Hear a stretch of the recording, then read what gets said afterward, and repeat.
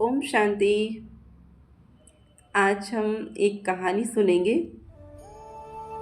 एक बार एक भिखारी होता है। वो राजा के दरबार में भीख मांगने के लिए रोज जाता है। राजा उसको रोज कुछ न कुछ दान में जरूर देते हैं। भिखारी कभी भी राजा के दरबार से खाली हाथ नहीं आया। एक दिन भिखारी के मन में एक विचार आता है कि ये राजा लाता कहाँ से है, क्योंकि वो सुबह से शाम तक उसके जैसे जितने भी भिखारी हैं सभी को देता रहता है। तो आखिर राजा कहाँ से लाता होगा। तो यही बात जानने के लिए भिखारी अगले दिन राजा के वहाँ जाता है सुबह 6 बजे। तो जब 6 बजे वो महल पहुँचता है तो क्या देखता है कि राजा महल में नहीं होते हैं। दरबारियों से पूछा कि राजा कहाँ है।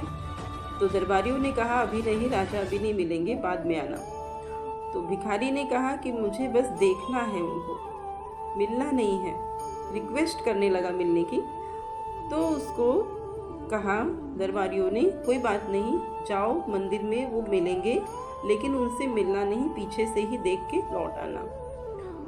तो जब भिखारी मंदिर गया देखने के लिए तो उसने क्या देखा कि जो राजा था वो पूजा कर रहा होता है।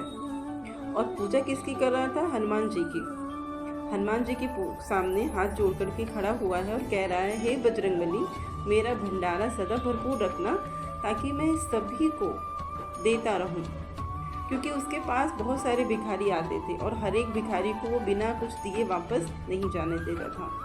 तो ये बात सुनते ही भिखारी वहाँ से चला आया और उसके मन में विचार चलने लगा। वो सोचने लगा कि आज मुझे पता चला है कि ये राजा भी भिखारी है। मैं राजा से लेता हूँ, राजा हनुमान जी से लेते हैं और हनुमान जी से लेके वो मुझे देता है। तो इसका मतलब है जब राजा भी किसी से मांग के दे रहा है तो मैं भी क्यों ना उन्हीं से डायरेक्ट ले लूँ ताकि मेरी गरीबी दूर हो जाए। फिर वो सोचता है कि मैं भी आज से हनुमान जी की भक्ति करूँगा, हनुमान जी से जो भी चाहिए होगा मैं उन्हीं से लूँगा।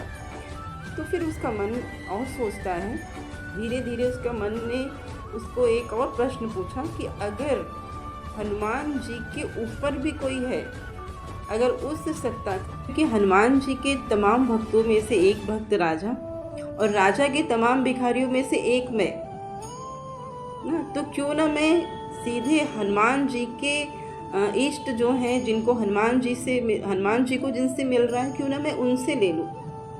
तो वो सोचता है कि हनुमान जी किससे लेते होंगे। तो हनुमान जी ने तो श्री राम जी की पूजा किया है, तो श्री राम जी के भक्त हैं, इसका मतलब श्री राम जी हनुमान को देखते हैं। हनुमान जी से राजा को मिलता है, राजा से मुझे आता है। तो इस तरह से तो कई चीज़ों से, कई जगह से होके हमारे पास बट के आ रहा है। तो जब कोई चीज़ बट के आती है तो वो हमारे पास आएगी तो ज़रूर कम हो जाएगी। तो इसीलिए मेरी गरीबी नहीं दूर हो रही आज तक।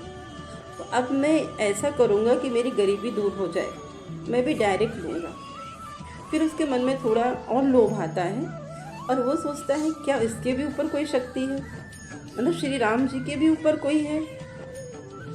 तब उसने कहीं सुना था कि श्री राम ने भी शिव की पूजा किया था, मतलब श्री राम जी को जब ज़रूरत पड़ी तो वो शिव के पास गए थे। तो एक कहानी में, शास्त्रों में सुना होगा आप लोगों ने कि जब रामायण में श्री राम जी रावण से युद्ध करने के लिए, पुल पार करने के लिए जा रहे होते हैं, समुद्र पार करने के लिए पुल बना रहे होते हैं, सॉरी। तो उस पुल को बनाने से पहले समुद्र देवता से रास्ता मांगा। समुद्र देव ने जब उनसे रास्ता मांगा गया तो उन्होंने मना कर दिया। उन्होंने कहा कि मैं रास्ता तो दे देता हूँ परंतु आप युद्ध हार जाओगे। तो कहा फिर क्या करूँ। तो कहा आपको पहले शिव की पूजा करना पड़ेगा, क्योंकि शिव जी की पूजा रावण ने किया था तो रावण को वरदान प्राप्त है। तो इसलिए अगर आपको भी शिव जी से वरदान मिल गया तभी आप युद्ध में विजय प्राप्त कर पाओगे, अन्यथा रावण पर जीत नहीं सकते हो। तो वहीं पर श्री राम जी ने, तो उसी समुद्र के किनारे श्री राम जी ने उसी रेत से शिवलिंग का निर्माण किया और उसी शिवलिंग को पूजा गया, शिव जी के रूप में पूजा हुई वहाँ पे। पूजा करने के बाद फिर से समुद्र में पुल बनाने का कार्य शुरू हुआ और पुल बना और फिर श्री राम जी गए और रावण पर विजय प्राप्त करके आए। तो इस कहानी से भी हमने क्या देखा कि श्री राम ने भी शिव जी को याद किया जब उनको ज़रूरत पड़ी। तो फिर भिखारी सोचता है इसका मतलब है कि शिव जी ही संसार के दाता हैं। इस संसार का जो भंडार है, देने का जो सोर्स है, वो परमात्मा शिव के सिवा और कोई नहीं है। तो फिर मैं वाया वाया में क्यों जाऊं? अगर इस संसार में जो दाता है, देने वाला है, सागर जो है वो परमात्मा शिव है, निराकार शिव है, तो मैं इधर उधर क्यों भटकूं?